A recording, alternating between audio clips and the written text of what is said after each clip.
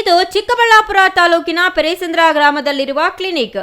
ಸಂಜೆಯಾಗುತ್ತಿದ್ದಂತೆ ಇಲ್ಲಿ ರೋಗಿಗಳ ಓಡಾಟ ಶುರುವಾಗುತ್ತೆ. ಆದರೆ ಈ ಕ್ಲಿನಿಕ್ ನಡೆಸುತ್ತಿರುವವರು ವೈದ್ಯರಲ್ಲ. ಗುಡಿಬಂಡೆ ತಾಲೂಕಿನ ಬೀಚಗನಹಳ್ಳಿ ಸರ್ಕಾರಿ ಪ್ರಾಥಮಿಕ ಆರೋಗ್ಯ ಕೇಂದ್ರದಲ್ಲಿ ಸ್ಟಾಫ್ ನರ್ಸ್ ಆಗಿ ಕೆಲಸ ಮಾಡುತ್ತಿರುವ ಸುನೀತಾ ಬೆಳಗ್ಗೆಯಿಂದ ಸಂಜೆಯವರೆಗೆ ಸರ್ಕಾರಿ ಆಸ್ಪತ್ರೆಯಲ್ಲಿ ಕರ್ತವ್ಯ ನಿರ್ವಹಿಸಿ ಬಳಿಕ ಪೆರೇಸಂದ್ರದಲ್ಲಿ ಖಾಸಗಿ ಕ್ಲಿನಿಕ್ ನಡೆಸುತ್ತಿದ್ದಾರೆ ಎಂಬ ಆರೋಪ ಕೇಳಿಬಂದಿದೆ. ಸರ್ಕಾರಿ ಆಸ್ಪತ್ರೆಯಲ್ಲಿ ಸ್ಟಾಫ್ ನರ್ಸ್ ಆಗಿ ಕೆಲಸ ಮಾಡುತ್ತಿರುವ ಸುನೀತಾ ಅವರಿಗೆ ಖಾಸಗಿಯಾಗಿ ಚಿಕಿತ್ಸೆ ನೀಡಲು ಅಥವಾ ಕ್ಲಿನಿಕ್ ನಡೆಸಲು ಅಗತ್ಯವಾದ ಅನುಮತಿ ಇದೆಯೇ ಎಂಬ ಪ್ರಶ್ನೆ ಇದೀಗ ಎದುರಾಗಿದೆ. ಸರ್ಕಾರಿ ಆಸ್ಪತ್ರೆಯಿಂದ ಔಷಧಿಗಳನ್ನು ತಂದು ಈ ಕ್ಲಿನಿಕ್ನಲ್ಲಿ ರೋಗಿಗಳಿಗೆ ನೀಡಲಾಗುತ್ತಿದೆ ಎಂಬ ಆರೋಪ. ಸರ್ಕಾರಿ ಆಸ್ಪತ್ರೆಯ ಔಷಧಿಗಳು ನಿಜವಾಗಿಯೂ ಇಲ್ಲಿ ಬಳಕೆಯಾಗುತ್ತಿವೆಯಾ? ಬಳಕೆಯಾಗುತ್ತಿದ್ರೆ ಅವು ಹೇಗೆ ಇಲ್ಲಿಗೆ ಬಂದವು? ಇದರ ಹಿಂದೆ ಆರೋಗ್ಯ ಇಲಾಖೆಯ ಅಧಿಕಾರಿಗಳ ಗಮನ ಇದೆಯಾ ಎಂಬ ಪ್ರಶ್ನೆಗಳು ಸಾರ್ವಜನಿಕರಲ್ಲಿ ಮೂಡಿವೆ.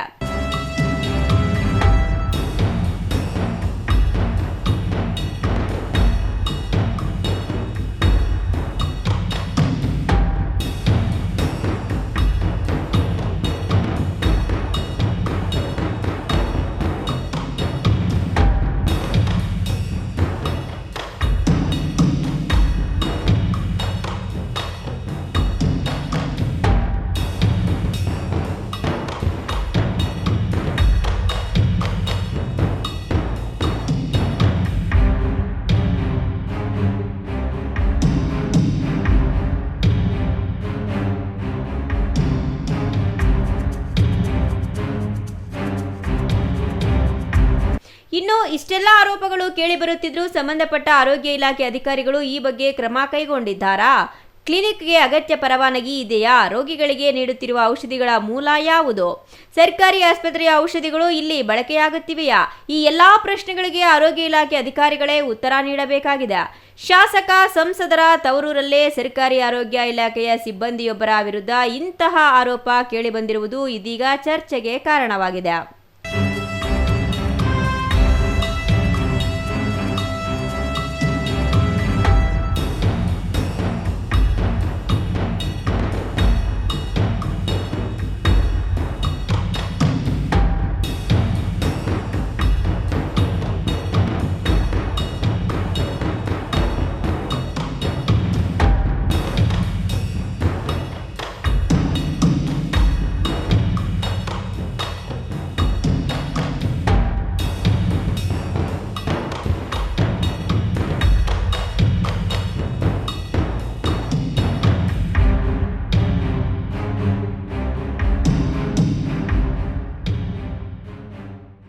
ಒಟ್ಟಿನಲ್ಲಿ ಸರ್ಕಾರಿ ಆಸ್ಪತ್ರೆಯ ಸ್ಟಾಫ್ ನರ್ಸ್ ವಿರುದ್ಧ ಕೇಳಿಬಂದಿರುವ ನಕಲಿ ಕ್ಲಿನಿಕ್ ಹಾಗೂ ಸರ್ಕಾರಿ ಔಷಧಿಗಳ ದುರ್ಬಳಕೆ ಆರೋಪ ಇದೀಗ ಹಲವು ಅನುಮಾನಗಳಿಗೆ ಎಡೆ ಮಾಡಿಕೊಟ್ಟಿದೆ.